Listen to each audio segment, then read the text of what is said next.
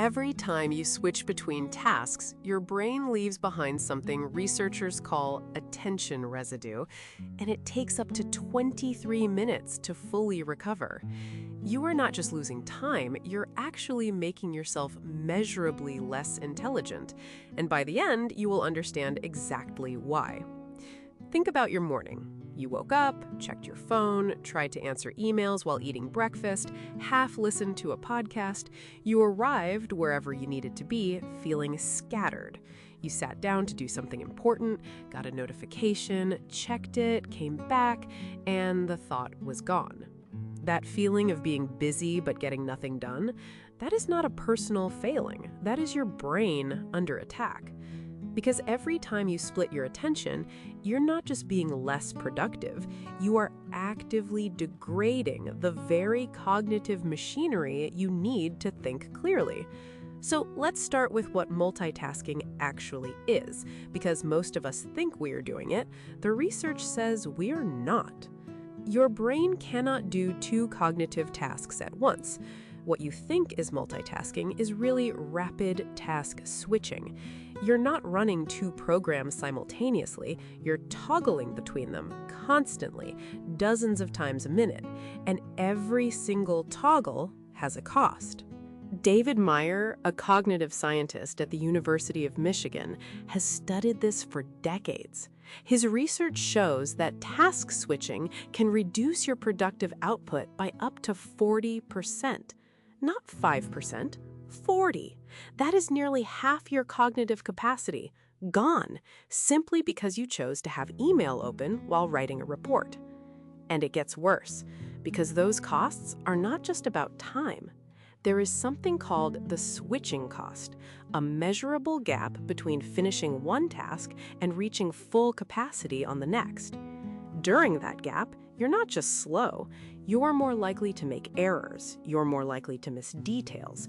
Your working memory is partially occupied with the previous task, whether you are aware of it or not. Think of it like opening a new browser tab while the old one is still running in the background, eating your RAM. Gloria Meyer, a professor at UC Irvine, tracked workers for years and found something alarming. After a digital interruption, a notification, an email, a ping of any kind, it takes an average of 23 minutes and 15 seconds to fully return to the original task. Not 23 seconds, 23 minutes. That means a morning with just 5 interruptions has potentially consumed nearly 2 hours of your cognitive peak time. Not because you spent 2 hours on distractions, but because you never fully got back. Here is the thing that really got to me when I first read this research. You do not feel the damage. You feel busy. You feel like you are getting things done, but you are operating at maybe 60% of your actual potential, and you have no idea. That is the cruel part. The brain finds switching stimulating. Novelty feels like progress, so the very mechanism that is costing you the most is also the one that feels like it is working. But here's what most people get wrong.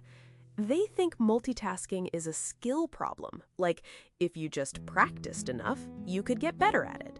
You can't. And the research does not just say multitasking makes you worse in the moment. It says chronic task switching may be making permanent changes to your brain. That is a completely different problem. One is about your performance today. The other is about who you are becoming. In 2014, researchers Kep Ki Lo and Ryota Kanai at the University of Sussex published a study in PLOS1.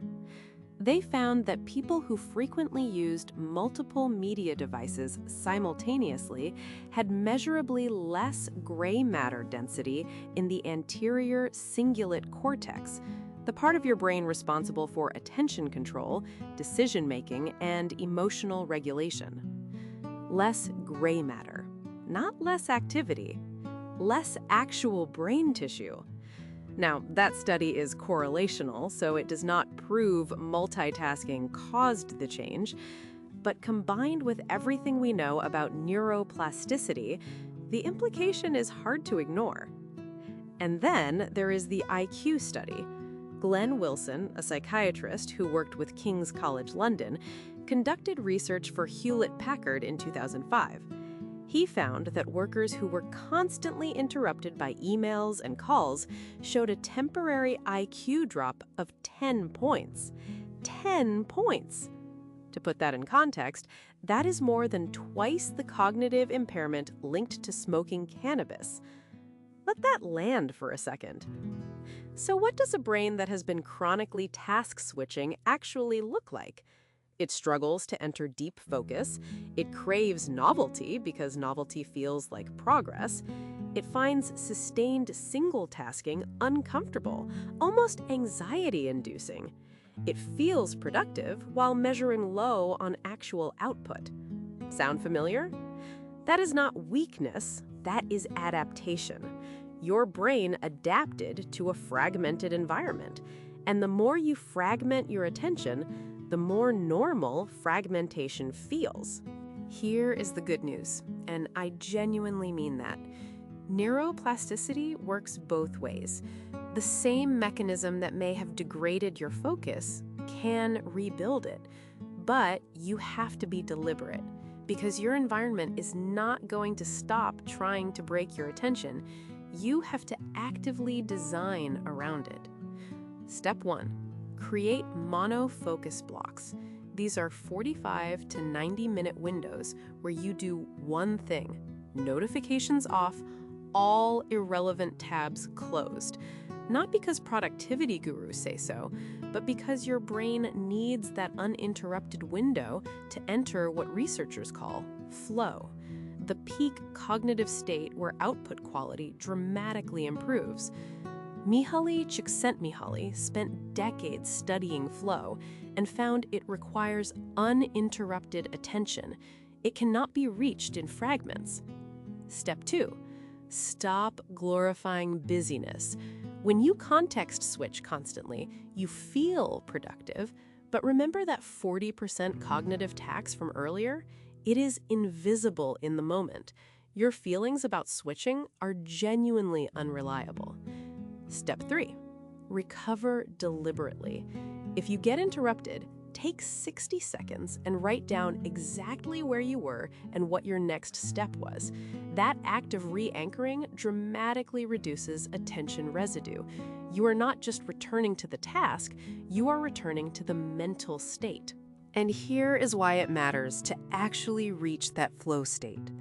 Research on focused deep work shows that when you are fully in flow, your output quality can double compared to fragmented work sessions. Not a marginal gain, double. You are not just saving time, you are producing fundamentally better thinking. That is the version of you that chronic multitasking has been keeping locked away. Remember what I said at the very start, that you might be measurably less intelligent because of how you work? That is not an exaggeration. But here's the reframe. Intelligence is not fixed. Attention is a practice, and every deliberate block of focus you protect is you actively rebuilding the thing that matters most. You do not need to be smarter. You need to stop making yourself artificially dumber. That distinction changes everything.